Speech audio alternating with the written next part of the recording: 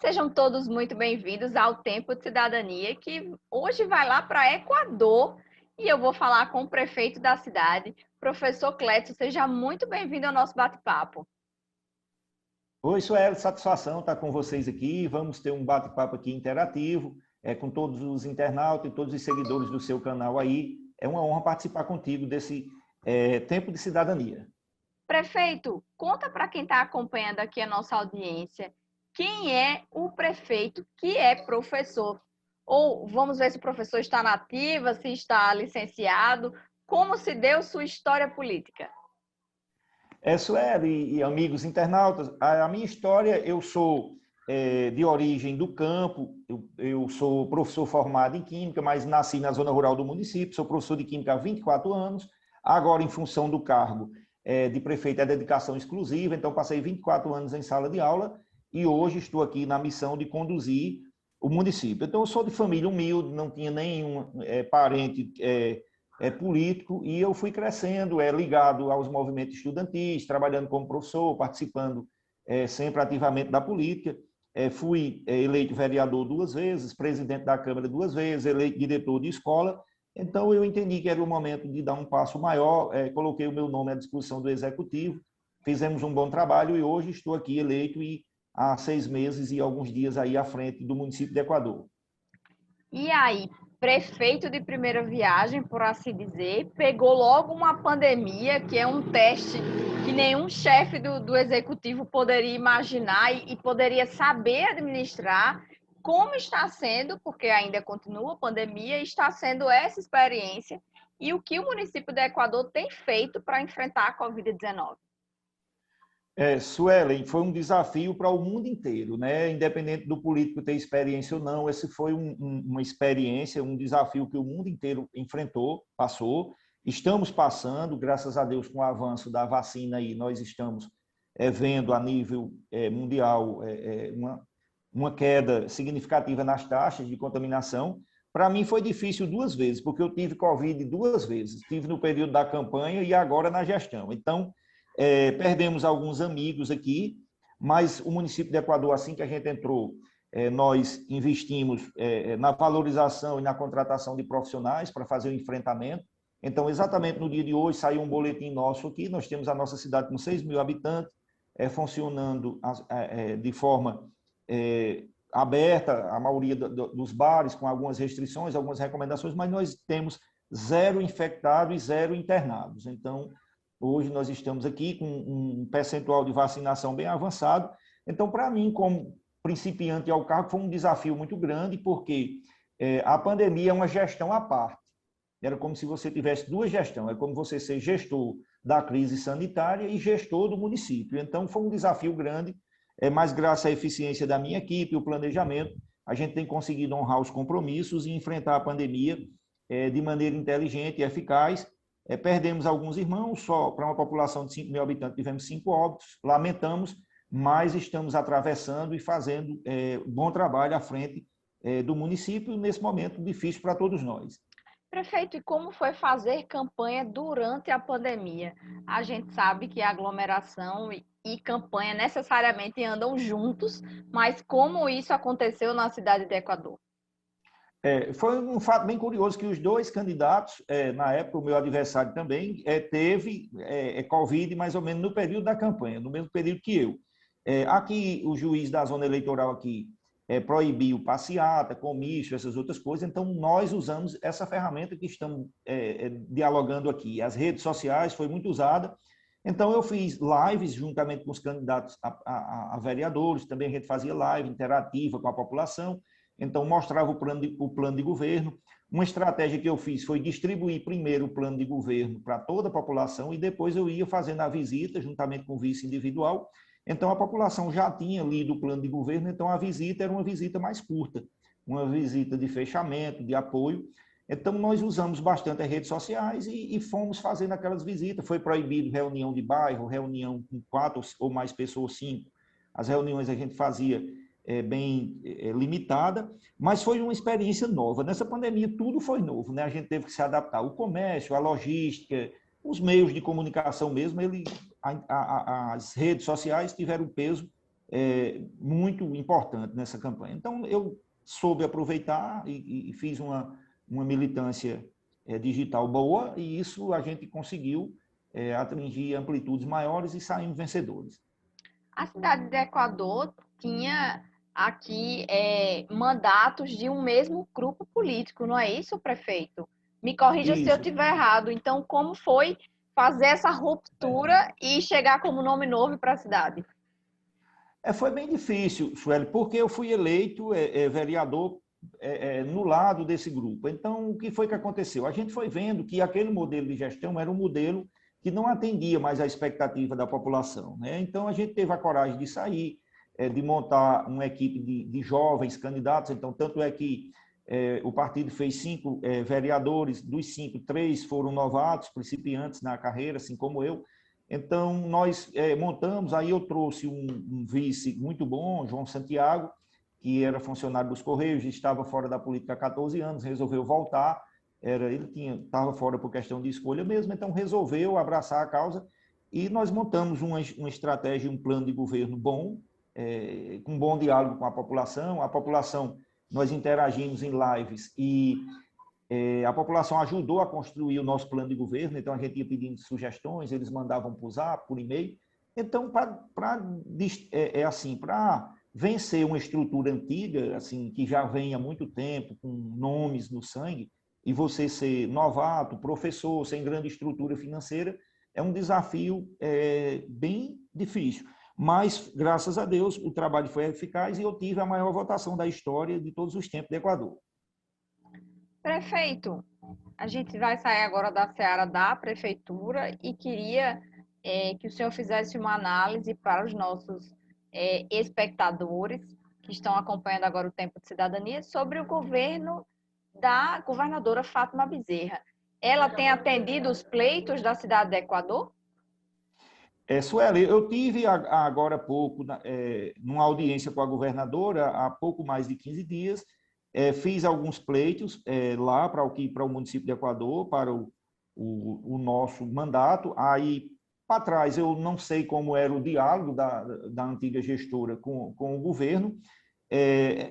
Fui recebido de prontidão e estamos aguardando que Equador seja contemplado com os pleitos. Eu acredito que em breve deve estar sendo atendido os pleitos daqui, do município de Equador. Nós ficamos já na fronteira com a Paraíba, aqui, bem distante da capital, 300 quilômetros, aqui tudo é mais difícil, mas nós temos bons parceiros políticos aqui a nível de Estado que estão nos fazendo essa ponte, e eu creio que a gente vai ter acesso a algumas melhorias aqui para o município. Qual seria a sua avaliação agora do governo de Fátima Bezerra e também o governo do presidente Bolsonaro? O que a população de Equador está achando do governo Bolsonaro? Sueli, a gente tem que dividir que são 2 pontos bem extremos, né? Assim, a governadora Fátima, todo governo nessa pandemia ele tem desgaste. Não há nenhum governo que não tenha se desgastado, tanto municipal, estadual, federal. Tem tido um desgaste muito grande, porque a população ela está inquieta, louca para trabalhar, teve sua liberdade privada, enfim, diversos problemas, né? Familiares perderam vidas, né? Foram dizimadas com esse terrível vírus. Então, sempre em qualquer catástrofe tem que aparecer um culpado. Então, os holofotes se dirigem para a política. Falando especificamente de Fátima, ela tem um governo que eu vejo com chances de reeleição. Em que sentido?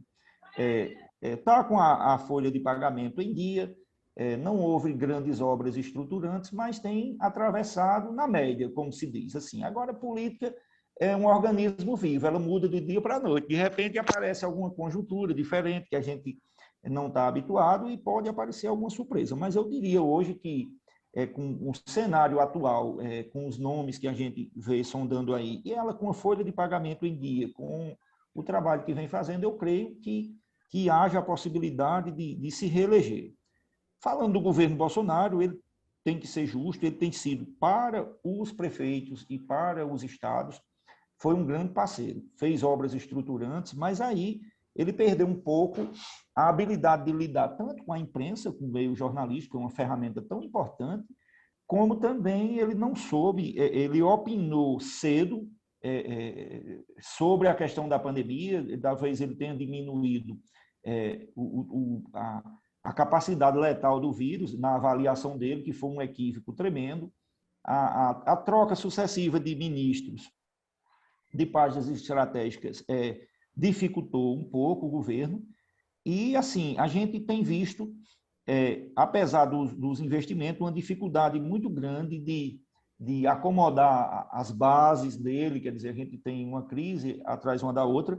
Agora, foi muito mais, não pela gestão. Se você fizer uma avaliação da gestão em si, não foi uma gestão tão ruim, mas, assim, a falta de habilidade com a imprensa, um bom trato, uma boa articulação entre os poderes, que isso é muito importante.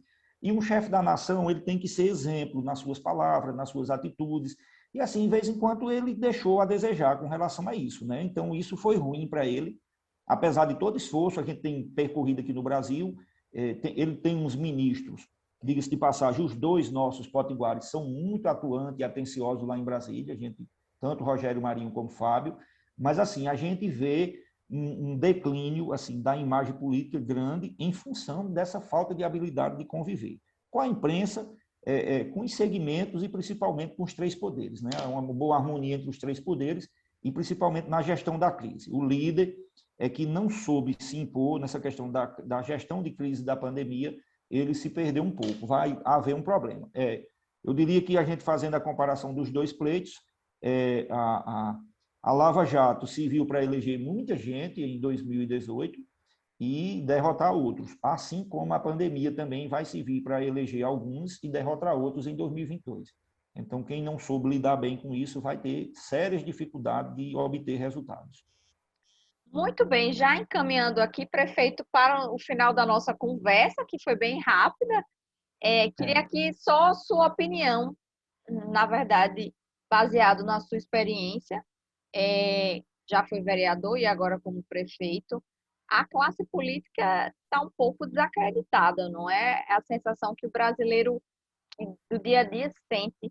Na sua opinião, isso se deve a que motivo? Sueli, são devido a promessas não cumpridas. Assim, a classe política e principalmente os casos de corrupção. É muito duro para o trabalhador ele passar o dia todo, o motorista de ônibus, a dona de casa, o cara que trabalha no supermercado, passar o dia todo trabalhando, enfrentar conduções para ir principalmente nas grandes cidades. E quando ele ligar o jornal, ele vê a notícia de 500 milhões desviados para isso, escândalo disso, escândalo daquilo. Então, o brasileiro sente na pele, e quando ele vai muitas vezes nos serviços de saúde, de infraestrutura, não tem uma educação, muitas vezes eu digo que eu sou professor, as escolas funcionando de forma precária. Então, quando o cidadão vê ele pagar uma carga tributária muito alta, quando ele vê escândalos de corrupção e quando ele vê aquelas propostas de governo que foram debatidas no rádio, na TV, na mídia, não serem concretizadas, então passa um sentimento muito grande. E principalmente quando aqueles que são envolvidos em grandes e megas operações envolvendo corrupção não são punidos, aí isso passa a sensação de impunidade, o eleitor traz essa revolta. Mas eu digo sempre que a democracia ela pode ser falha, mas ainda bem que ela existe. E assim, o brasileiro é apaixonado por votar. Ele reclama, mas no dia ele está lá depositando, porque o voto ele significa esperança, e o brasileiro ele nunca perde a esperança, tá entendendo? Ele sempre dá o voto, ele protesta, vai lá, fala, mas ele termina votando, porque a ferramenta, quando a gente deixa de votar, alguém escolhe pela gente, aí é pior, né? Então, ainda bem que existe o voto, ainda bem que a gente tem coragem e iniciativa de ir votar. Prefeito, eu tinha comentado que era a última pergunta essa, mas aí eu lembrei, como professor, um prefeito, aqui o Sindicato dos Trabalhadores em Educação estão insistindo numa greve dos professores da rede estadual e também da rede municipal de Natal. No município do Equador, a gente tem greve ou os professores estão, de alguma forma, atendendo os alunos? Não, o nosso município aqui, a gente tem a nossa categoria de professores aqui, eu tenho dialogado com eles, a gente é próximo aqui, não há essa possibilidade de greve. Eu creio que a gente estará voltando às nossas atividades, Sueli, no próximo dia 9, porque a gente está organizando uma questão de logística aqui, mas assim, ainda bem que nós vamos voltar. Eu acho que esse era o momento da gente voltar. Nossas crianças estão há muito tempo, mesmo a gente sabendo do risco da pandemia, Os colegas professores, a maioria já tomaram a primeira dose, vão tomar a segunda. As nossas crianças, principalmente numa cidade como Equador, que tem 82% da população só residente na zona urbana, então a cidade muito urbana, ela tem mais problema de droga, de violência, de fome. Então, deixar nossas crianças, só você distribuindo um kit de merenda, sem elas ter o conhecimento, sem ter o momento de recreação, embora com a liberdade um pouco restrita, mas é um momento da gente receber. Nada substitui o calor humano e o trato humano do professor em sala de aula. Nós temos, até porque eu, como professor, foi um dos momentos mais difíceis da minha carreira da aula, totalmente virtual. A gente não tem um contato com o aluno, a gente não sabe como ele está. A presença do aluno é muito importante. Quando a gente está ali com ele, a gente percebe quando ele está triste, às vezes não dormiu bem, às vezes tem um problema familiar. Então, a gente puxa aquela conversa, o colega ajuda a fazer a atividade. Então, não há educação à distância, ela não há, principalmente para nossas crianças, assim, do infantil, das séries iniciais, ela é pesada tanto para o professor como para a família. Então, eu espero que a gente volte com todos os cuidados. Nós estamos organizando nossas escolas para que nossas crianças estejam em segurança, nossos profissionais. Eu acho que é hora da gente tentar voltar, da gente tentar retomar a vida, porque a pandemia existe, é claro, não podemos ainda achar que passou. Não, ela deu uma trégua, é para a gente continuar com cuidado, usando máscara, tendo os cuidados, mas é hora da gente voltar e ajudar nossas crianças, que são a nossa esperança do futuro, não é? É verdade, queria agradecer a sua participação aqui, prefeito, professor Cledson, da cidade de Equador. Vou deixar aqui aberto para as suas considerações finais. Sueli, muito obrigado por esse espaço aqui no Tempo de Cidadania. Foi muito bacana conversar contigo. Estarei sempre à disposição e torcendo que em outro momento que a gente falar, a gente possa realmente já ter tirado da pauta essa questão de pandemia, né? Um sonho para todos nós, da gente ver nossas crianças, nossos idosos, nós, todos os brasileiros se confraternizando e vivendo da forma que o brasileiro é, feliz e alegre. Muito obrigado, viu? Obrigada, prefeito. Você quer ver mais entrevistas como essa? Se inscreve no nosso canal, ativa as notificações e até a próxima. Obrigada, prefeito. Obrigado, boa noite. Fica com Deus. Tchau, tchau.